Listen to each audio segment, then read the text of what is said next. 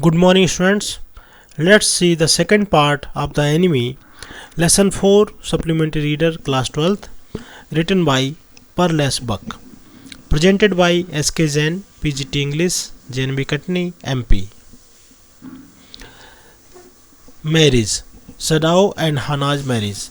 After completing study, when Dr. Sadao came back to Japan, he married with Hana in traditional Japanese way. They had decided everything beforehand. तो सदाओ ने हाना से Japan में वापस आने के बाद जापानी तरीके से ही शादी की और भले ही इसकी तैयारी और प्लानिंग योजना वो पहले से बना चुके थे कि किस तरह की ड्रेस होगी, किस तरह कौन से मेहमानों को बुलाएंगे और भोज में कौन से आइटम रखे जाएंगे, क्योंकि उसके पिताजी जापानीज़ तरीके से ही सदाओ की शादी कराना चाहते थे। तो डॉक्टर सदाओ ने अपने पिताजी की इच्छानुसार जापानी तरीके से जापान में ही जापानी लड़की से विवाह किया।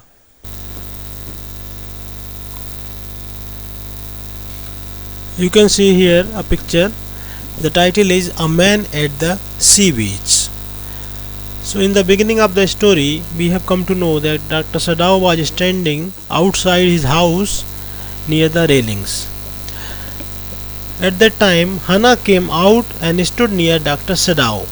She put her arm through his. Suddenly, they saw something moving in the sea at the distance. Sadao and Hana went near it and found that it was a wounded soldier. On the cap, there was written US Navy. Thus, Dr. Sadao understood that the man was an American prisoner of war who was hit by a bullet in the back and torn by pointed rocks. He was bleeding. The sand near his body had soaked the blood and become red. He covered his wound by putting sea moss on it. The bleeding was stopped. एक दिन जब doctor सदाओ अपने घर के बाहर खड़े थे और कोहरे और मिस्ट को देख रहे थे, तो हना भी बाहर आई और उनके साथ खड़ी हो गई और उनके हाथ में हाथ दिया। तो उसी समय अचानक डॉक्टर सदाओ ने किसी चीज़ को समुद्र तट पर मूव करते हुए देखा। तो यह जानकर कि शायद यह एक मनुष्य है और लहरों में फंस गया है या पड़ा हुआ है, घायल है, परेशान है, डॉक्टर सदाओ और हना अपने घर की सीढ़ियों से उतरकर समुद्र तट पर उस व्यक्ति के पास गए और पाया कि वह एक घायल सिपाही था।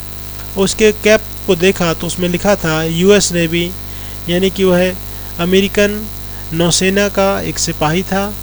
डॉक्टर सदाओ समझ गए कि ये एक अमेरिकन प्रिजनर ऑफ वार है जो कि जापान की कैद से निकल के भागा है, इसीलिए उसको पीठ में गोली लगी है और भागते समय नुकीली चट्टानों से वह घायल भी हो गया है। उसके शरीर से खून निकल रहा था और जहाँ पर वह पड़ा था आसपास की रेत खून के कारण से लाल हो गई थी। डॉक्टर सदाओ एक्सपर्ट सर्जन थे। उन्होंने पास की सी मॉस यानी काई से उस सोल्जर के घाव को कवर कर दिया, जिससे कि खून का बहना कम हो गया। The bleeding was stopped. You can see a picture here. This is a picture of the soldier, the American prisoner of war, who was running in the seashore and ultimately fell down and became unconscious. Now, Dr. Sadao's dilemma. Dr. Sadao की ये दुविधा है कि वो क्या करें. Dr. Sadao understood that the man was an American soldier. He had three options. He should leave the man in the sea. Second, he should hand over the man to the police as a patriot. Third, he should take him home and treat him as a doctor. He asked Hana to help him to leave the man in the sea. Hana said that she would not help him in doing so. He should do it alone. Nobody moved. Finally, Dr. Sadao decided to take him home and treat him. इस प्रकार से जब doctor सदाओ ने एक American soldier को समुद्र तट पर पड़े देखा बेकार इस घायल दशा में, बेहोशी की दशा में, तो उन्होंने सोचा कि क्या किया जाए, क्योंकि वो समझ गए कि एक अमेरिकन है और अमेरिका और जापान उस समय एक दूसरे के शत्रु थे, उनके बीच युद्ध चल रहा था। तो एक शत्रु देश के नागरिक को कैसे ट्रीट किया जाए, उनके पास 3 ऑप्शन थे। पहला, उस व्यक्ति को समुद्र में ही छोड़ दिया जाए। दूसरा, उसको पुलिस को सौंप दिया जाए, क्योंकि एक देशभक्त के रूप में डॉक्टर सराव की यह ड्यूटी थी कि एक विदेशी दुश्मन को अपने देश की पुलिस को सौंप दें। तीसरा, डॉक्टर सराव एक डॉक्टर होने के नाते उसको अपने घर ले जाएं और उसका इलाज करें। उन्होंने अपनी पत्नी हना से पूछा कि क्या करना चाहिए। हना ने भी कहा कि हमको इससे क्या मतलब है, हमको इसको ही समुद्र में छोड़ देना चाहिए। तो डॉक्टर सराव ने कहा, आओ हेल्प करो, हम लोग इसको समुद्र में फेंक देते हैं, छोड़ देते हैं। लेकिन हना ने कहा, नहीं, वह ऐसा नहीं कर सकती, आप अकेले ही करिए। तो दोनों में से कोई भी इस बात के लिए आगे नहीं बढ़ा। तो फिर अंत में डॉक्टर सराव ने डिसाइड किया कि उसको घर ले जाएंगे और उसका ट्रीटमेंट करेंगे।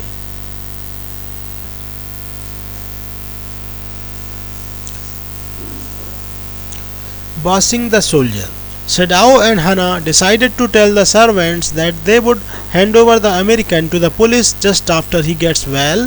They lifted him and brought home. They kept him in the room which was used by Dr. Sadao's father. Everything in this room was in Japanese way. Sadao asked Hana to bring hot water to wash the Japanese. Hana did not like that Sadao should wash him. She wanted to tell Yumi about him and ask her to wash him. Yumi refused to touch the American, so Hana herself washed the American.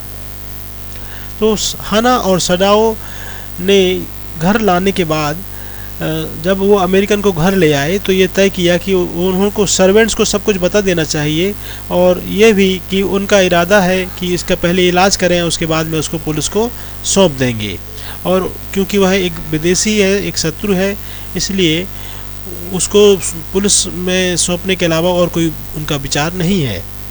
तो इस प्रकार से वो doctor Sadao और हना उस American को उठा कर के घर में ले आए थे। उन्होंने उसको उस कमरे में रखा जो पहले डॉक्टर सडाओ के पिता यूज़ करते थे, और उस कमरे में हर चीज़ डॉक्टर सडाओ के पिताजी के पसंद की जापानीज़ तरीके से रखी हुई थी।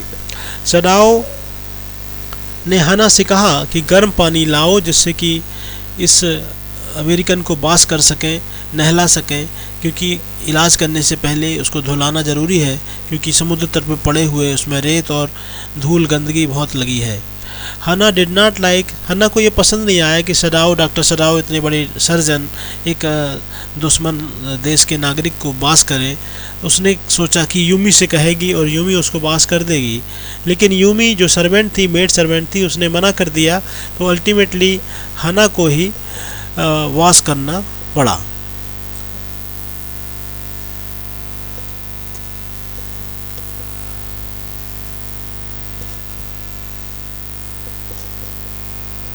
Servant's reaction.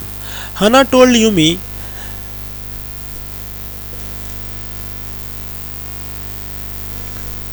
and Dr. Sadao told other 2 servants about the American. Yumi refused to wash the American. The other servants were frightened to hear about American's presence in Sadao's house.